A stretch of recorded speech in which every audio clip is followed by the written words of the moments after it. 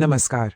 आज बात होगी इतिहास के उस महान रणनीतिकार की जिसने पूरे इतिहास का रुख ही बदल दिया, आचार्य चाणक्य।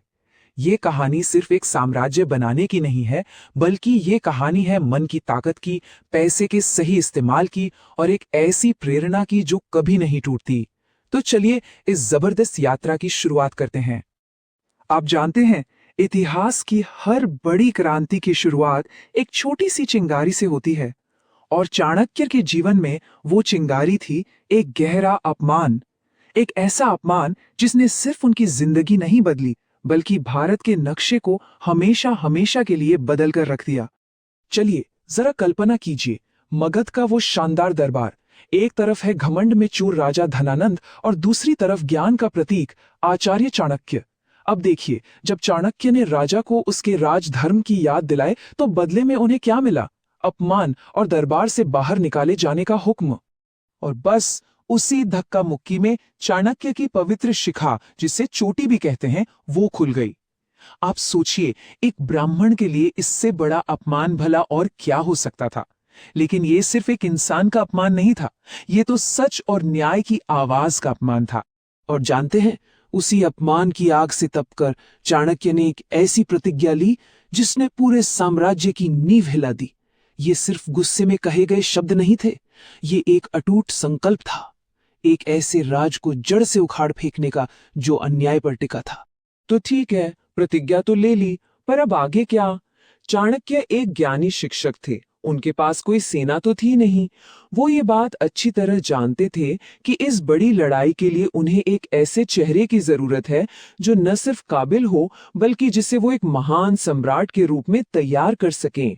और फिर उनकी ये तलाश उन्हें ले गई एक साधारण से दिखने वाले लेकिन असाधारण प्रतिभा वाले लड़के तक, चंद्रगुप्त। चाणक्य ने उस बच्चे की आंखों में एक सम्राट की चमक देख ली थी, जब वो अपने दोस्तों के साथ खेल खेल में ही एक बहुत ही कुशल राजा की भूमिका निभा रहा था।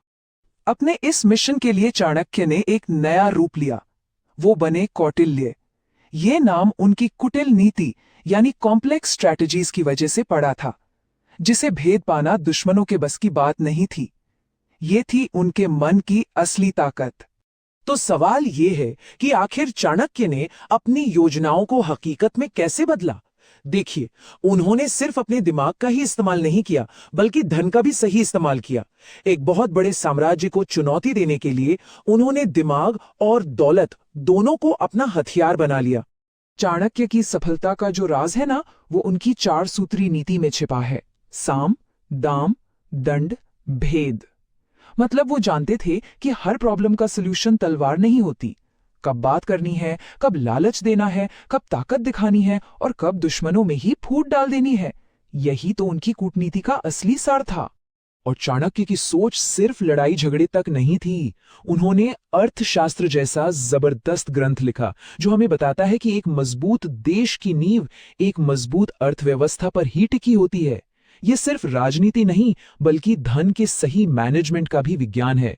उनका एक बहुत ही सिंपल लेकिन गहरा प्रिंसिपल था, आप अदर्थे धनम रक्षित, यानी मुश्किल वक्त के लिए पैसा हमेशा बचा कर रखो। ये दिखाता है कि उनकी हर बड़ी स्ट्रैटेजी के पीछे एक सॉलिड फाइनेंशियल प्लानिंग होती थी। ये था उनकी सफलता का धन मंत्र। तो सालों की मेहनत, जबरदस्त स्ट्रैटेजी और त्याग के बाद आखिर वो घड़ी आ ही गई। अब समय आ गया था चाणक्य की प्रतिज्ञा के पूरा होने का और एक नए युग की शुरुआत का। और हुआ वही जिसका संकल्प लिया गया था। गुरु और शिष्य की इस जोड़ी के सामने नंद साम्राज्य ताश के पत्तू की तरह ढह गया। चंद्रगुप्त मौर्य मगध के सम्राट बने और इसी के साथ चाणक्य ने अपनी खुली शिखा को बांधकर अपनी प्रतिज्ञा पूरी की। लेकिन रुकिए, ये कहानी सिर्फ एक बदले की नहीं थी। बिल्कुल नहीं। चाणक्य का सपना इस व्यक्तिगत अपमान से कहीं कहीं ज्यादा बड़ा था। उनका लक्ष्य था अखंड भारत का निर्माण, एक ऐसा शक्तिशाली राष्ट्र जो किसी भी बाहरी और भीतरी दुश्मन का डटकर सामना कर सके।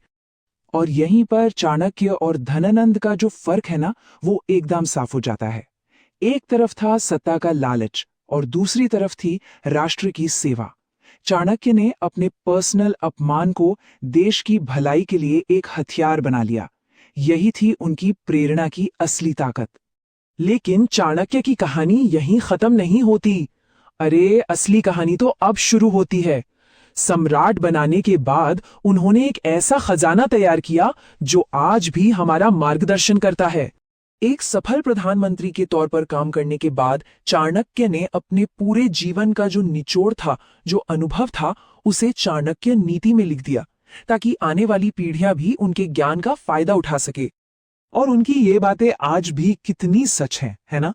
चाहे वो ज्ञान की ताकत हो या खुद पर यकीन रखने की बात, चाणक्य हमें यही सिखाते हैं कि हमारी सबसे बड़ी दौलत हमारा ज्ञान है और हमारा सबसे बड़ा हथियार हमारा आत्मविश्वास।